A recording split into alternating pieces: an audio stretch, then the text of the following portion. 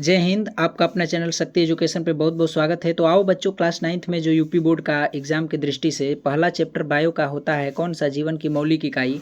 उसमें कोशिका के बारे में जो हम पढ़ते हैं, तो कोशिका से रिलेटेड हर चीज़, छोटी बड़ी कोशिका कौन सबसे बड़ी छोटी है, उसके अंदर क्या क्या होता है, सारा टॉपिक और प्रश्न को देखते हैं। तो वीडियो शुरू करते हैं। पहला प्रश्न आपके सामने है कि कोशिका यानी सेल की खोज सबसे पहले कौन किया था। तो सेल की खोज सबसे पहले कौन किया था, तो यहाँ पर आप देख सकते हो पहला ऑप्शन है Robert brown, Robert Hooke, Leeuwenhoek या पुरकिंजे। तो ये तो सबको पता होगा, ऑप्शन नंबर बी हो जाएगा करेक्ट, रॉबर्ट हुक। कौन किए थे? रॉबर्ट हुक ने किया था यहाँ पर कोशिका की खोज। और यहाँ पर आप इमेज देख सकते हैं, ये कोशिका है, ये कोशिका की खोज रॉबर्ट हुक ने किया था। किस सन में किया था, कमेंट में जरूर बताएंगे। आगे देखते हैं स्लाइड में कि रॉबर्ट हुक जो है, यहाँ पर रॉबर्ट हुक, यहाँ पर देख सकते हैं, ये रॉबर्ट हुक 1665 में कार्क की एक पतली परत में मृत कोशिका को, किसको, कैसी कोशिका, मृत कोशिका को उन्होंने देखा था। और पतली परत का मतलब होता है जो पहले बोतल आता था, उस बोतल में ढक्कन बंद करने के लिए लकड़ी का गुटका या उसका कार्क का इस्तेमाल, छाल का। तो पेड़ की छालों को इन्होंने लिया था और माइक्रोस्कोप जो नॉर्मल थी उससे उन्होंने देखा, तो उनको पता चला उसके अंदर इस तरह की मधुमक्खी के छाता जैसा गोल गोल खाना की तरह दिखाई दिया, जिसको उन्होंने सेल नाम दिया था।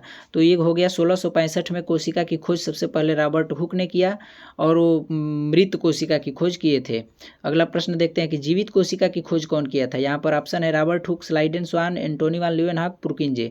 तो जीवित कोशिका लिविंग सेल की खोज कौन किया था, तो यहाँ पर उत्तर भी स्लाइड में लगा हुआ है। यहाँ पर देख सकते हैं कि रॉबर्ट हुक ने तो मृत कोशिका की खोज किया 1665 ईस्वी, लेकिन 1674 ईस्वी में एक ल्यूवेनहॉक वैज्ञानिक आए, उन्होंने जलीय जीव जो तालाब के पानी के अंदर स्वतंत्र रूप से जीवित कोशिका को देखा था। यहाँ पर आप जीवित कोशिका को देख सकते हैं। तो जीवित कोशिका की खोज की बात आएगी तो कौन हो जाएंगे यहाँ पर, ये रॉबर्ट हुक हो जाएंगे, रॉबर्ट हुक करें, ल्यूवेनहॉक हो जाएंगे। रॉबर्ट हुक तो मृत कोशिका की खोज किए थे, तो ये रॉबर्ट हुक साहब हैं जीवित कोशिका की खोज करने वाले, जलीय जीवों में इन्होंने देखा था। अगला प्रश्न देखते हैं। यहाँ पर ये दूसरा देख लिए। अगला प्रश्न क्या कह रहा है कि सभी जो जीव जगत है, इन सभी जीव जगत में सबसे जो बड़ी कोशिका है किसकी होती है। तो सभी जीव जगत में सबसे बड़ी कोशिका, पहला ऑप्शन है मनुष्य का अंडाणु, शुतुरमुर्ग का अंडा या तंत्रिका कोशिका न्यूरॉन, जिसको पादप कोशिका बोलते हैं। तंत्रिका कोशिका के बाद पादप कोशिका चौथा क्वेश्चन ऑप्शन है। तो यहाँ पर सही ऑप्शन क्या हो जाएगा, तो सबसे बड़ी कोशिका की अगर बात की जाए तो सबसे बड़ी कोशिका, यहाँ पर आप पक्षी देख रहे हैं, शुतुरमुर्ग है। ये शुतुरमुर्ग का अंडे की जो कोशिका है ना, वो सभी जीव जगत में जितने ऑल ओवर जीव जंतु की बात कर रहे हैं उसमें सबसे बड़ी कोशिका कौन किसकी होती है, यहाँ पर हो जाएगा कौन, ये शुतुरमुर्ग का अंडा हो जाएगा। यहाँ पर आप इसका स्लाइड में देख सकते हैं कि किस तरह से इसका अंडा जो होता है बहुत बड़ा होता है। यहाँ पर आप देख सकते हो ये जो अंडा है शुतुरमुर्ग का सबसे बड़ा होता है, और इसमें लगभग 14-15 आदमी ऑमलेट भी खा सकते हैं, इतना बड़ा होता है। और इसकी सबसे बड़ी कोशिका यही है, पूरे जीव जगत में शुतुरमुर्ग का अंडा होता है। सबसे लंबी कोशिका की बात करें तो यहाँ पर हो जाएगा न्यूरॉन सेल। अगर केवल मनुष्य में बात करें कि सबसे छोटी सबसे बड़ी कोशिका किसकी होती है, तो जो मादा होती है उसका जो अंडाणु यानी कि अंडाशय जो होता है वो सबसे बड़ी कोशिका मनुष्य में होती है। सबसे छोटी कोशिका जो नर होते हैं उनका स्पर्म यानी शुक्राणु जो छोटे छोटे होते हैं वो भी बहुत छोटे होते हैं, माइक्रोस्कोप से हम उनको देख सकते हैं, वो सबसे छोटी कोशिका उसमें होती है। सभी जीव जगत में सबसे बड़ी कोशिका शुतुरमुर्ग का अंडा, सभी जीव जगत में सबसे जो छोटी कोशिका होती है वो होती है माइकोप्लाज्मा। क्या होती है, माइकोप्लाज्मा। तो इस बात को बिल्कुल आप नोट करके रखेंगे। अगला प्रश्न हम देखते हैं। यहाँ पर अगला प्रश्न ये कह रहा है कि कोशिका जो है ना उसका पावर हाउस, ऊर्जा गृह किसे कहा जाता है, लाइसोसोम को, राइबोसोम को, माइटोकॉन्ड्रिया को, गाल्जी उपकरण को।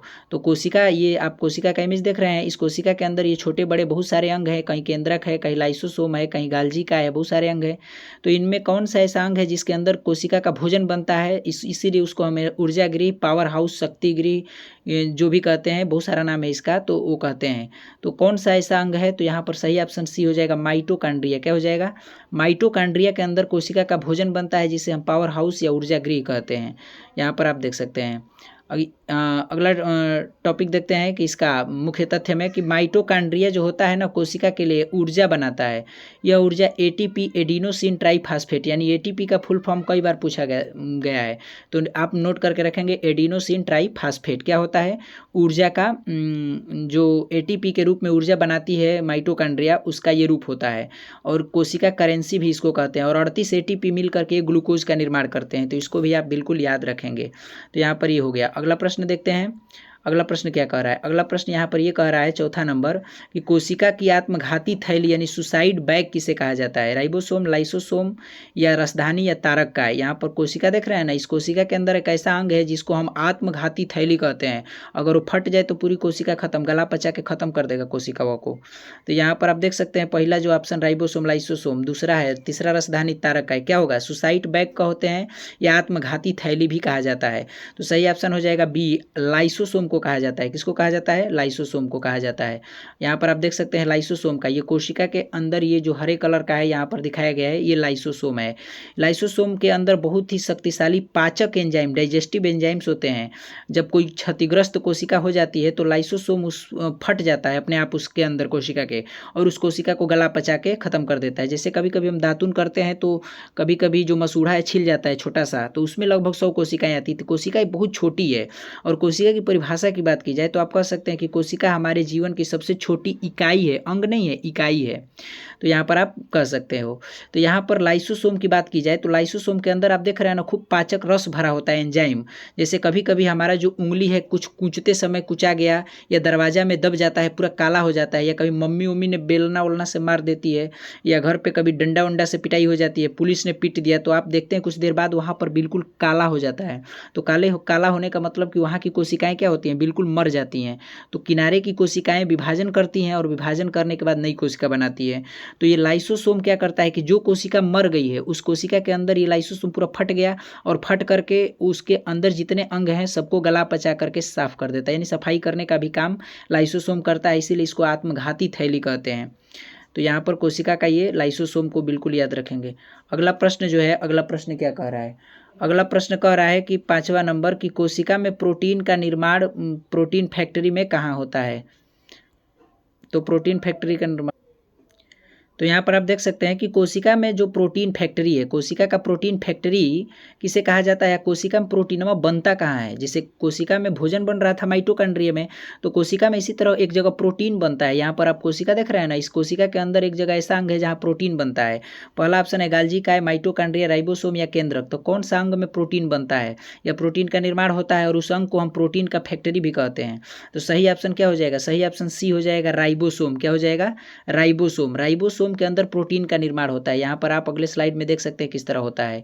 यहाँ पर देखिए, राइबोसोम कोशिका का सबसे छोटा अंगक है, ये है राइबोसोम्स, और इन राइबोसोम्स के अंदर ये अमीनो एसिड पाया जाता है। यहाँ पर आप देख सकते हैं ये डीएनए है, यहाँ पर एमआरएनए पाया जाता है, और ये आरएनए होते हैं, और यहाँ पर ये देख रहे हैं ना जो अमीनो एसिड है, यही अमीनो एसिड जो है मिलक करके क्या बनाता है? अमीनो एसिड से प्रोटीन बनता है। इसके अंदर ये राइबोसोम है, ये राइबोसोम का फिगर है, और यही क्या करते हैं? अमीनो एसिड के द्वारा प्रोटीन बनाते हैं, इसीलिए इसको प्रोटीन का फैक्ट्री कहा जाता है। तो बिल्कुल आप इसको क्लियर से याद रखेंगे। अगला प्रश्न हम देखते हैं कि पादप कोशिका जो होती है ना, पादप कोशिका, ये यहाँ पर कुछ इस तरह की पादप कोशिका होती है। इसके पहले हम जंतु कोशिका देख रहे थे। तो पादप कोशिका में जो सेल वाल होता है, कोशिका के बाहरी बाहरी जो होता है, ये अंग आपको देख रहे हैं, इसको बोलते हैं कोशिका झिल्ली यानी कि सेल वाल। तो कोशिका झिल्ली जो होती है, मेम्ब्रेन जिसको बोला जाता है, सेल मेम्ब्रेन, तो कोशिका कला कहिए, कोशिका झिल्ली कहिए, सेल मेम्ब्रेन इंग्लिश में कहिए। तो कोशिका के बाहरी बाहरी जो परत होता है वो झिल्ली होती है, जिसको हम कोशिका झिल्ली कहते हैं। तो पौधों में ये थोड़ा डबल वाल होता है, डबल लेयर की होती है। तो किस चीज़ की बनी होती है? प्रोटीन की, सेलुलोज की, लिपिड की, स्टार्च की। तो सही ऑप्शन क्या हो जाएगा? तो बिल्कुल बी ऑप्शन सही हो जाएगा, सेलुलोज की बनी होती है। सेलुलोज एकदम पच जाता है, और ये सेलुलोज जो है इसी की बनी होती है। क्या? हमारी जो पादप कोशिका है उसकी जो पहली परत होती है ना, ये डबल सेल वाल जिसको हम बोलते हैं। सेल वाल का मतलब होता है जैसे कोशिका के बाहरी बाहरी सिंगल झिल्ली है तो केवल कोशिका झिल्ली, और वही डबल हो जाती है तो सेल कोशिका भित्ति कहते हैं जिसको। तो ये सेलुलोज की बनी होती है। यहाँ पर इसका आप मुख्य तथ्य में देख सकते हैं कि सेलुलोज एक जटिल पदार्थ है जो पौधों को संरचनात्मक दृढ़ता मतलब मजबूती प्रदान करता है, उनकी सुरक्षा भी करता है पौधों को। जंतु कोशिका एनिमल सेल में कोशिका भित्ति पाई ही नहीं जाती है, जंतु कोशिका है इसमें कोशिका भित्ति नहीं, बस कोशिका झिल्ली पाई जाती है। और यहाँ पर पादप कोशिका में जो है कोशिका भित्ति पाई जाती है। तो बिल्कुल आपको क्लियर हो रहा होगा। अगला प्रश्न की तरफ हम बढ़ते हैं। इसमें हम बस प्रश्न ही नहीं बल्कि पूरे चैप्टर को रिवाइज कर रहे हैं कि जो जो टॉपिक है उसके बारे में क्या है, किस तरह से वो काम करता है, हर चीज़ के बारे में जानेंगे। तो वीडियो में अंत तक बिल्कुल बने रहना और इसको नोट बनाकर आप लोग बिल्कुल लिखते रहना। अगला प्रश्न देखते हैं। प्रश्न नंबर 7 है कि कोशिका का मस्तिष्क यानी केंद्र नियंत्रण केंद्र जो कंट्रोल सेंटर होता है किसे कहा जाता है। कोशिका के अंदर जो होता है ये किसे कहा जाता है, कंट्रोल नियंत्रण जिसको हम बोलते हैं, कंट्रोल करना, कंट्रोल सेंटर जो होता है, नियंत्रण केंद्र। कोशिका द्रव्य केंद्रक को, हरित लवक को, केंद्रिका को। तो कोशिका का जो सबसे बड़ा और मुख्य भाग है वो केंद्रक होता है। यहाँ पर आप देख सकते हैं, तो सही ऑप्शन बी केंद्रक हो जाएगा। इंग्लिश में इसको न्यूक्लियस बोलते हैं, केंद्रक को। तो केंद्रक ही कोशिका का मस्तिष्क के रूप में जाना जाता है और पूरे अंगों पर इसका कंट्रोल होता है। सबसे बड़ा अंग भी उस कोशिका का होता है, कौन सा, केंद्रक होता है, न्यूक्लियस जिसको हम बोलते हैं। अगला प्रश्न हम देखते हैं टॉपिक में। यहाँ पर मुख्य तथ्य में जरा देख लेते हैं कि केंद्रक की खोज कई बार पूछ लेता है। तो केंद्रक की खोज रॉबर्ट ब्राउन ने 1831 ईस्वी में की थी। जिस तरह से कोशिका की खोज लोग किए थे, तो यहाँ पर ये रॉबर्ट ब्राउन कोशिका के अंदरवा जो केंद्रक पाया गया उसकी खोज 1831 में किया रॉबर्ट ब्राउन ने। यह कोशिका की सभी गतिविधियों को नियंत्रित करता है। जैसे कोशिका के बीच में है तो सभी अंग काम कर रहे हैं कि नहीं, उसको सबको पूरा कंट्रोल इसका रहता है एकदम।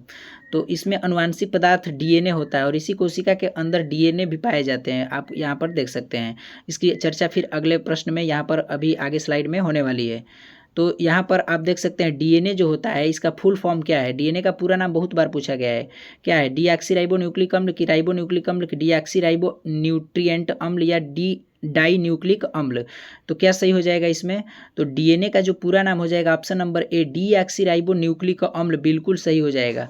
डीऑक्सीराइबोन्यूक्लिक अम्ल बोलते हैं डीएनए का, ये पूरा नाम है। ये डीएनए का संरचना इस तरह से आप देख सकते हैं, ये डीएनए होता है। ये कहाँ पाया जाता है, तो ये केंद्रक के भीतर पाया जाता है, क्रोमोजोम के भीतर पाया जाता है डीएनए। आपको बिल्कुल बताया भी गया है पहले से। तो यहाँ पर अगला मुख्य तथ्य में देख लेते हैं कि डीएनए के गुणसूत्रों में पाया जाता है, यानी कि कोशिका के अंदर जो केंद्रक होता है उस केंद्रक में होते हैं ये गुणसूत्र होते हैं और इन गुणसूत्रों के अंदर जो होता है डीएनए पाया जाता है। यह माता पिता के लक्षणों को बच्चों में ट्रांसफर करता है। जैसे आपने देखा होगा कि जैसे डीएनए क्या होता है कि मैचिंग होता है। अगर आपका डीएनए या तो आपके पापा या मम्मी से किसी न किसी से बिल्कुल मैच करने वाला है और मैच कर जाता है, क्योंकि उन्हीं का खून यानी कि उन्हीं का डीएनए जो है आपके अंदर खूनों में क्या है, दौड़ रहा है। डीएनए में क्रियात्मक खंड को जीन कहते हैं। डीएनए को क्रियात्मक खंड जब होता है तो इसको जीन्स बोलते हैं।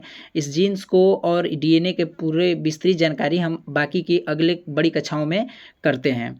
तो डीएनए कहाँ पाया जाता है, तो केंद्रक के भीतर गुणसूत्रों के अंदर पाया जाता है और इसका फुल फॉर्म क्या होता है, तो डीऑक्सीराइबोन्यूक्लिक अम्ल होता है। अगला यहाँ पर देख सकते हैं कि प्रश्न कह रहा है कि जीव द्रव्य जो होता है ना, जिसको हम बोलते हैं प्रोटोप्लाज्म, शब्द का प्रयोग सबसे पहले किसने किया था, कई बार पूछा गया, पुरकिंजे, रॉबर्ट हुक, विर्चो या स्वान। तो कौन किया था, तो सबसे पहले जीव द्रव्य का प्रयोग कौन किए थे, ऑप्शन नंबर ए पुरकिंजे नामक विद्वान ने किया था यहाँ पर। तो पुरकिंजे नामक विद्वान को हम क्या बोलते हैं, जो जीव द्रव्य शब्द का प्रयोग करने वाले वैज्ञानिक थे। यहाँ पर जीव द्रव्य क्या होता है, जरा हम इसको अगला स्लाइड में देखते हैं। यहाँ पर आप देख सकते हैं कि जीव द्रव्य जो होता है ना, ये कोशिका जो होती है, तो कोशिका के भीतर यहाँ पर पहले पुरकिंजे के बारे में जरा देख लेते हैं कि जेई पुरकिंजे 1839 ईस्वी में कोशिका के अंदर भरे हुए तरल पदार्थ, ये जो कोशिका है इसके भीतर आप देख सकते हैं ये पूरा माड़ की तरह एक तरल पदार्थ पूरा भरा हुआ है इसमें। तो वही तरल पदार्थवा को ये बोले कि क्या है, जीव द्रव्य है। जीव द्रव्य एक अर्ध पारदर्शी चिपचिपा कोलाइड तरल पदार्थ होता है और ये जीवन का भौतिक आधार भी इसे कहा जाता है। तो आपको बिल्कुल क्लियर हो रहा होगा कि जीव द्रव्य क्या है। अगला स्लाइड में हम देखते हैं। यहाँ पर प्रश्न नंबर 11 कह रहा है कि कोशिका सिद्धांत यानी सेल थ्योरी का प्रतिपादन किसने किया, वाटसन एवं क्रिक ने, स्लाइडेन स्वान ने, मेंडल ने, डार्विन ने। तो कोशिका का सिद्धांत जो है किसने दिया था, सेल थ्योरी। तो यहाँ पर सही ऑप्शन बिल्कुल बी हो जाएगा, स्लाइडेन एवं स्वान। अगर आपको क्वेश्चन का आंसर मालूम है तो कमेंट में बिल्कुल बताइएगा, हम बिल्कुल कमेंट का यहाँ पर जवाब देने वाले हैं। तो स्लाइडेन एवं स्वान जो थे यहाँ पर वैज्ञानिक, ये क्या किए, यहाँ पर आप इन वैज्ञानिकों को देख सकते हैं कि स्लाइडेन एवं स्वान ने, यहाँ पर आप देखिए कि स्लाइडेन एवं स्वान जो थ्योरी बताए किसका, कोशिका का थ्योरी यानी कि कोशिका का सिद्धांत बताए। ये स्लाइडेन और स्वान है जो कोशिका का सिद्धांत बताए। ये बाद में विर्चो ने इसमें जोड़ा कि सभी नई कोशिकाएं जो है पहले से मौजूद कोशिकाओं से ही बनती है।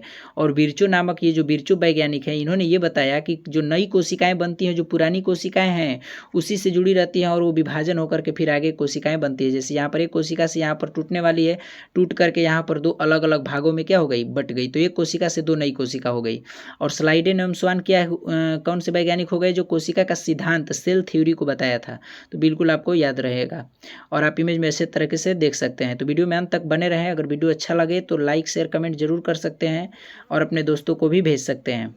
यहाँ पर आप देखिए अगला प्रश्न है कि कोशिका झिल्ली जो सेल मेम्ब्रेन होती है किसकी बनी होती है। जो कोशिका होती है ना, अभी बताए पीछे, तो उस कोशिका के बाहरी बाहरी एक आवरण होता है जिसको सेल मेम्ब्रेन यानी कोशिका झिल्ली कहते हैं। Lipid, protein, cellulose, starch, chitin या कार्बोहाइड्रेट। तो मुख्य तथ्य में यहाँ पर आंसर भी इसका दिया गया है कि ये लिपिड और प्रोटीन की बनी होती है। ये कोशिका जो होती है उस कोशिका झिल्ली का ये इमेज है, मतलब इतना चौड़ा मोटा होता है, इसको बड़ा इमेज में करके इस तरह से आपको दिखाया गया है। ये लिपिड है, ये प्रोटीन है। लिपिड और प्रोटीन मिल करके उस कोशिका के बाहरी जो आवरण होता है ना, झिल्लिया, वही झिल्ली का निर्माण ये सब दोनों मिल करके करते हैं। मतलब उस झिल्ली में लिपिड और प्रोटीन पूरा भरा रहता है। तो यहाँ पर आपको बिल्कुल क्लियर हो गया होगा। अगला टॉपिक की तरफ बढ़ते हैं। तो यहाँ पर देख सकते हैं कोशिका झिल्ली को वर्णनात्मक पारगम्य झिल्ली कहते हैं इसके, क्योंकि यह केवल जरूरी पदार्थों को कोशिका के अंदर या बाहर आने जाने देती है। ये तरह पारदर्शी होती है और इसके बाहर और अंदर गैस के कण, जल के कण बाकी आदान प्रदान करती रहती है, जाने आने देती है। तो इसीलिए कोशिका झिल्ली इसको कहते हैं, अर्धपारगम्य झिल्ली भी कहते हैं। तो यहाँ पर आपको बिल्कुल ये झिल्ली किस चीज़ से बनी है, तो कोशिका अरे लिपिड और प्रोटीन से बनी होती है। तो बिल्कुल आपको याद रखना है कोशिका झिल्ली का निर्माण किससे होता है। अगला प्रश्न है 13 नंबर की गुणसूत्र जिसको क्रोमोसोम, अभी पीछे चर्चा हो रही थी, कोशिका में कहाँ पाए जाते हैं। माइटोकॉन्ड्रिया में, केंद्रक में, लाइसोसोम में, राइबोसोम में।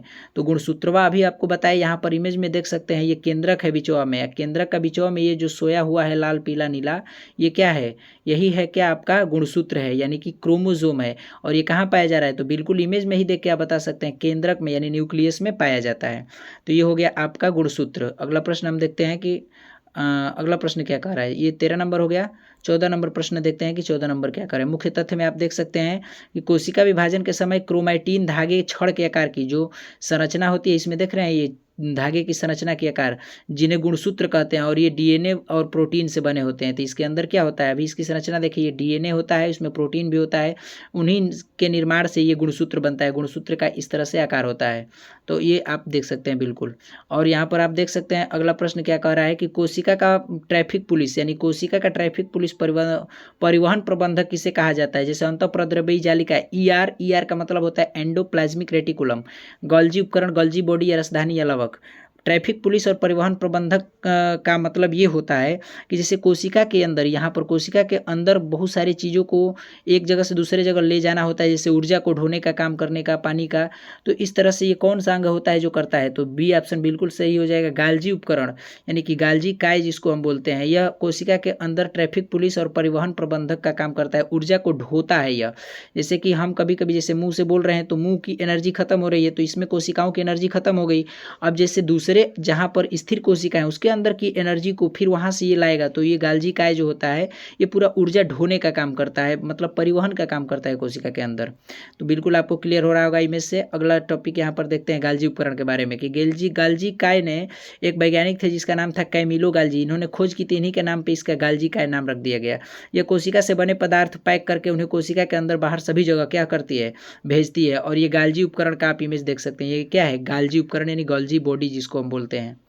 अगला टॉपिक क्या देखते हैं, अगला प्रश्न यहाँ पर 15 नंबर प्रश्न हम देखते हैं कि मनुष्य की एक कोशिका में कितने जोड़े पेयर यानी गुणसूत्र पाए जाते हैं। 20 जोड़े, 23 जोड़े, 46 जोड़े, 22 जोड़े। तो बिल्कुल आपको कंफ्यूज नहीं होना है, इसका बिल्कुल आप सभी लोग पहले से आंसर जानते हो। यहाँ पर क्या है, ऑप्शन नंबर जोड़ा अगर पूछा है तो पेयर मैंने जोड़ा पूछे तो 23 जोड़ा, और संख्या पूछे तो क्या हो जाएगा, 46 हो जाएगा, जोड़ा नहीं, केवल 46, यहाँ गलत है वो।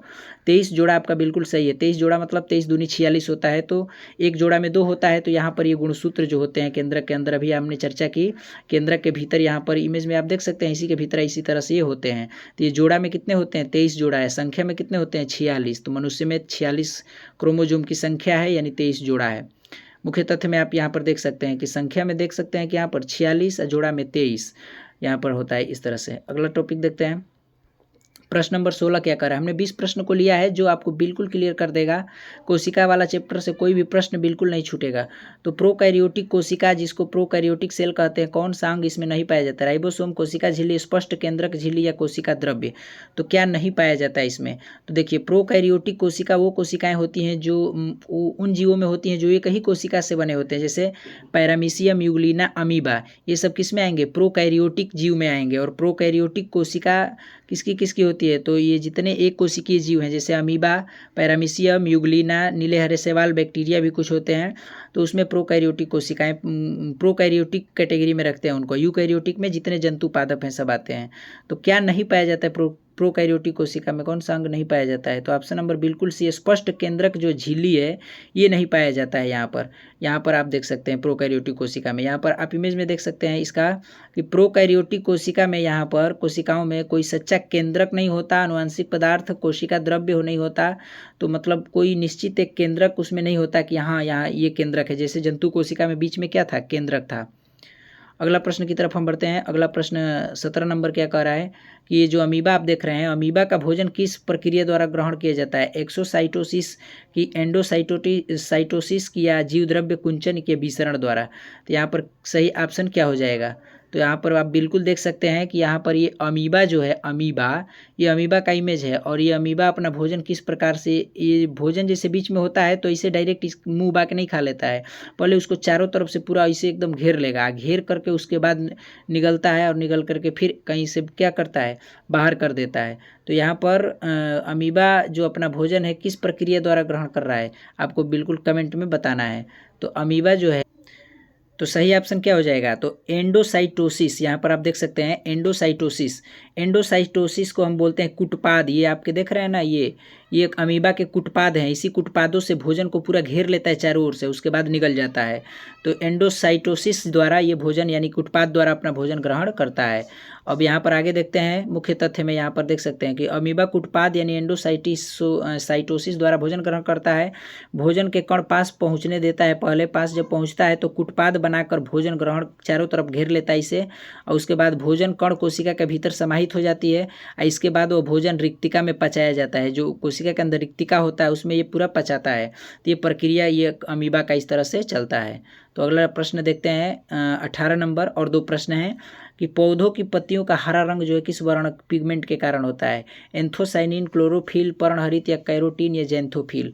तो किसके कारण होता है? तो यहाँ पर आपको बिल्कुल सही पता होगा कि सभी को, ये तो बिल्कुल रसगुल्ला वाला क्वेश्चन है कि पौधों का जो पत्तियों का रंग होता है क्लोरोफिल, पर्णहरित के कारण हरा होता है। यहाँ पर इसका आप मुख्य तथ्य में जरा देख सकते हैं कि मुख्य तथ्य में और कौन सी बातें यहाँ पर दी गई हैं। तो मुख्य तथ्य में यहाँ पर देख सकते हैं कि हरित लवक केवल पादप कोशिकाओं में पाया जाता है। इसमें क्लोरोफिल होता है जो हरा रंग देता है, यानी कि ये क्या है? ये है हरित लवक, और इन हरित लवकों के अंदर पाया जाता है क्लोरोफिल। यही क्लोरोफिलवा जब रहता है तो पतैया सब जितना पेड़ पौधा होता है उसका सब हरा दिखता है, और ये क्लोरोफिल के कारण होता है। और क्लोरोफिल की मदद से ही प्रकाश संश्लेषण होता है, पौधे अपना क्या करते हैं? भोजन बनाते हैं। तो ये आपको बिल्कुल पता होगा। तो यहाँ पर प्रक्रिया द्वारा भोजन बनाया जाता है, तो आप यहाँ पर देख सकते हैं। अगला टॉपिक देखते हैं, प्रश्न नंबर 19 क्या कह रहा है? तो कोशिका, यहाँ पर 19 कह रहा है कि कोशिका में जल और अपशिष्ट पदार्थों को इकट्ठा करने वाली थैली को क्या कहते हैं? कोशिका भित्ति, कोशिका द्रव्य, रिक्तिका, या वैक्यूल्स? तो कोशिका में जल और अपशिष्ट पदार्थों को इकट्ठा करने वाली थैली को क्या बोला जाता है? तो यहाँ पर वैक्यूल्स बोला जाता है, यानी कि हिंदी में रिक्तिका इसको कहते हैं। यहाँ पर इसके अंदर बहुत पूरा पानी भरा होता है, और ये जंतु कोशिका में पूरी बड़ी कोशिका ये पूरा बड़ा बड़ा होती है। यहाँ पर आप इमेज देख सकते हैं, ये कोशिका के अंदर वैक्यूल्स यानी रिक्तिका है जिसमें पूरा पानी भरा होता है। यहाँ पर आप अगला लास्ट प्रश्न देखिए कि संसार की सबसे छोटी कोशिका कौन सी है? यानी कि इसकी पहली चर्चा हुई थी माइकोप्लाज्मा, शुतुरमुर्ग, कांडा, तंत्रिका कोशिका, लाल रक्त कणिका। तो संसार की सबसे छोटी यानी जितने जीव जगत है सबसे छोटी कोशिका माइकोप्लाज्मा की होती है। यहाँ पर आप देख सकते हैं, यहाँ पर आंसर हो जाएगा ए, सही ऑप्शन। अगला प्रश्न है यहाँ पर, अगला टॉपिक देखिए कि मुख्य तथ्य में क्या कह रहा है कि माइकोप्लाज्मा सबसे छोटी कोशिका है। यहाँ पर आप देख सकते हैं माइकोप्लाज्मा, सबसे बड़ी कोशिका शुतुरमुर्ग, कांडा, और मानव में सबसे लंबी कोशिका तंत्रिका तंत्र होती है यहाँ पर। तो ये हो गया आपका सही जवाब।